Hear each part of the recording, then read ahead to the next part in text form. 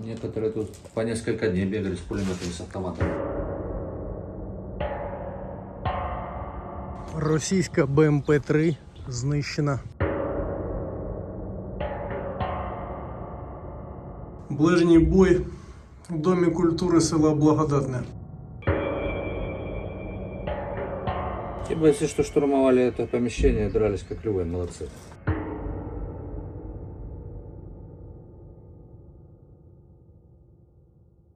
Бої йшли прямо тут, в самому селі. Само село було полем бою. Конечно, конечно. Лесопосадках вокруг, в селе.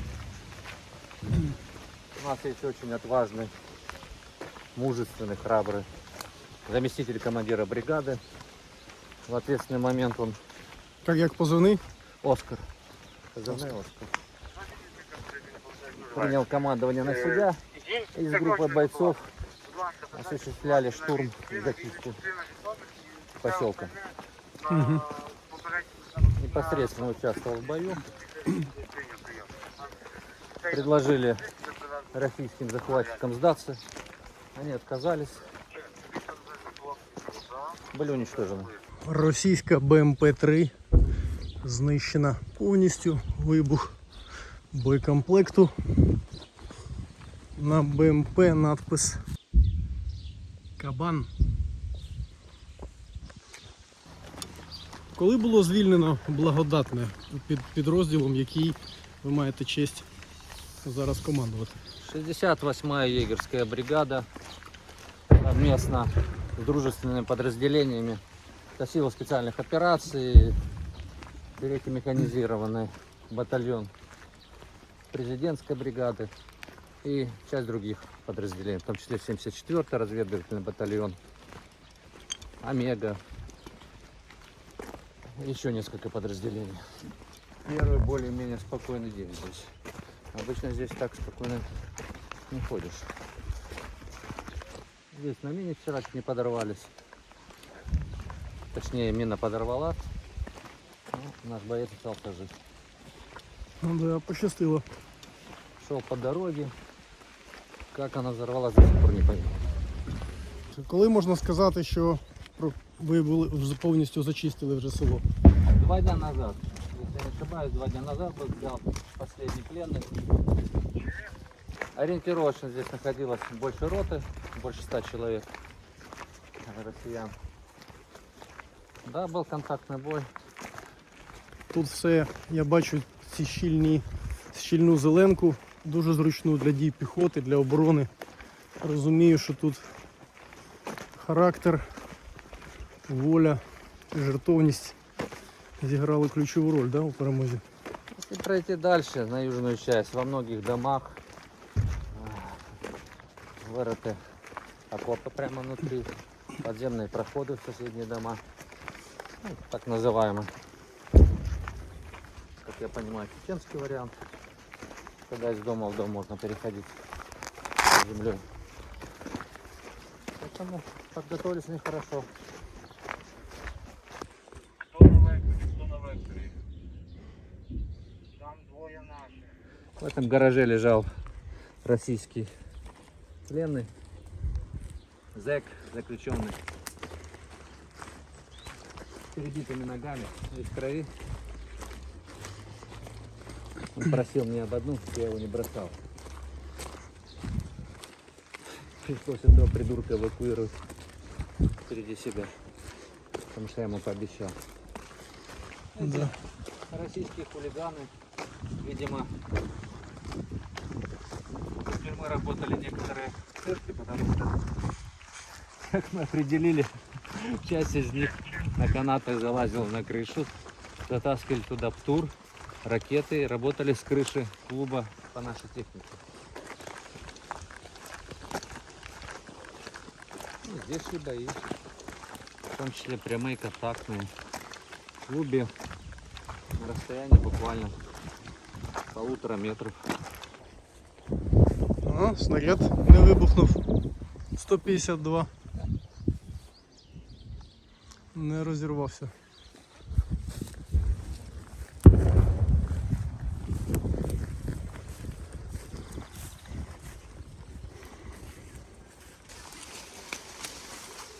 Я тебе веду. Угу, я тримаю.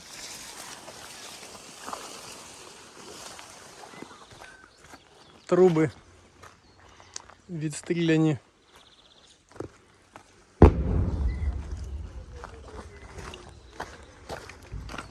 Сейчас, к сожалению, здесь нет ни детей, ни молодежи, ни стариков, никого нет. Только российские недруги. Точнее, их тела.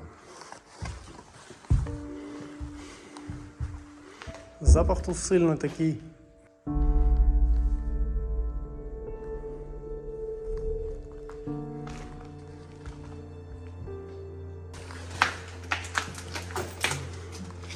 Единственное, не спросили у него, не успели, откуда он родом. Угу. Не было времени.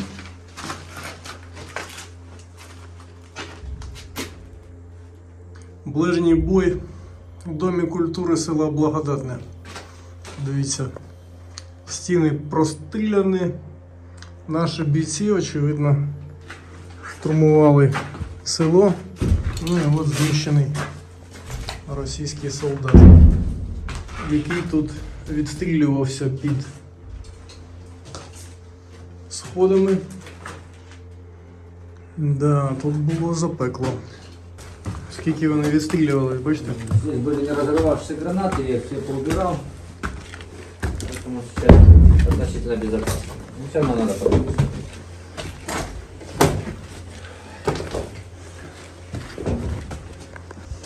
Ось ще один вбитий окупант. І ось ще один. В цій кімнаті накрили двох. Наші заходили, бачите, все прострілювали, кидали гранати. Те бойцы, что штурмовали это помещение, дрались как львы, молодцы. Це десантники були? Хто це був?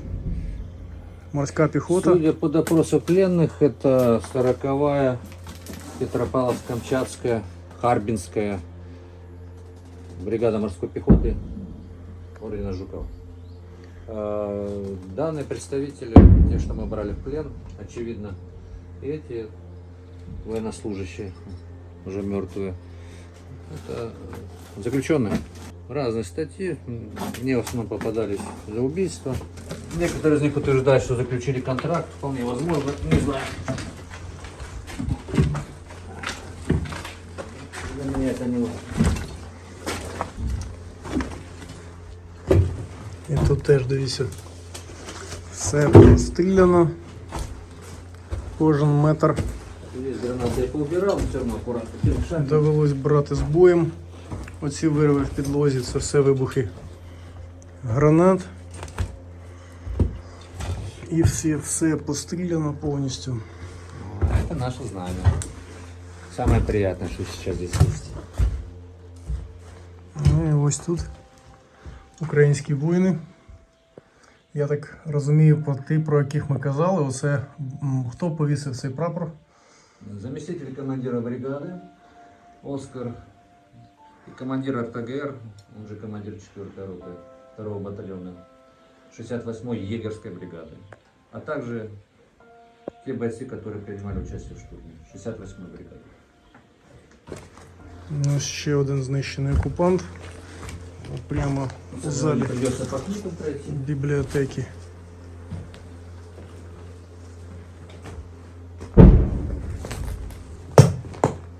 Жгут эсмарха, Угу. горка сверху, здесь уже штаны российского образца, стандартного.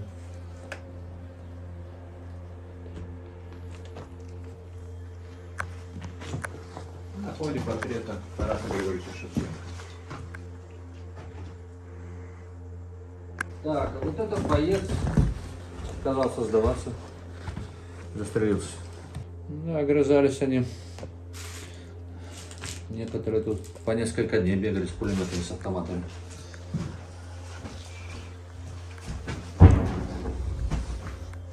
Не желали сдаваться, открывали ответный огонь.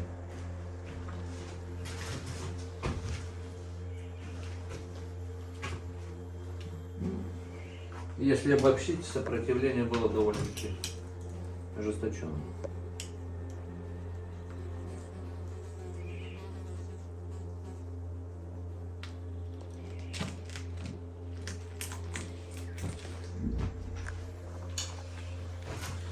И таких недругов здесь очень много. По посадкам, по полям, вдоль дороги.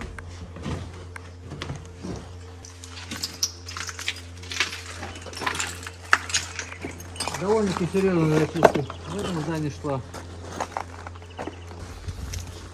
Що полонені кажуть, в чому причина у них такого впертого спротиву?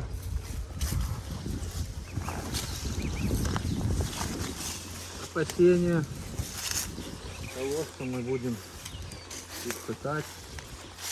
Снимать не заживо кожу. Издеваться всячески не Угу. Гораздо легче выход, сопротивляться до последней капли крови, не сдаваться и погибнуть, чем попасть в руки настоящих, справжних украинских нацистов, помешанных на фашистской идеологии. Смотрите, красота какая. Здесь 4 птенца. Ага, красиві. А мені теж, мені Лермонтов казав, теж за ними спостерігає. Да. От таке Тут дивна людина, попри його. гніздо лелек. Бачите, отут біля розбитої хати. Благодатному. Дуже символічно.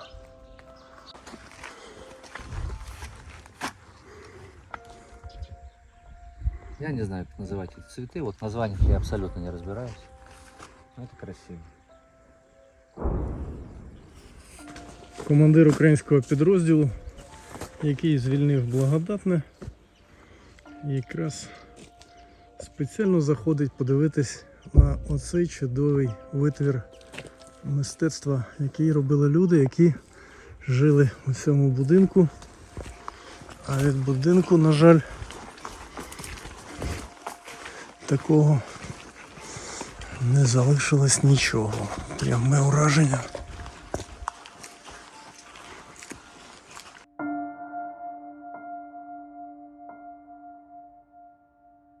Пределами Днепра нет войны. Очень все расслабленно ведут себя. Когда там возвращаешься с миссии, включаешь телефоны, хотя бы чуть-чуть голову расслабить. А там смотришь клубы, дискотеки, выпивка. Весь патриотизм заканчивается надписью на футболочке. А идут воевать в основном вот обычные мужики, обычные пацаны. Я вважаю, що цю країну повинні формувати люди, які кров проливають за цю війну. А ніяк не тіктокерські війська. Це мій посил до всього цивільного населення. Друзі, в нас нема вибору. Це екзистенціальна війна. І якщо ми знов станемо на ті самі граблі, що після АТО, в нас країни не буде. Я говорю до провладних структур, абсолютно серйозно. Це одна з найбільших мотивацій, чому я тут. Якщо не сформують країну ті, які проливали за неї кров, країни не буде. Дуже серйозно поставитися до цієї ситуації. Дійсно, за Дніпром вже війни немає. Тим більше у Львові. Це насправді не так. Це мій посил до провладних структур, до цивільного населення. Ми або станемо нацією воїнів, або її взагалі не буде. Отак.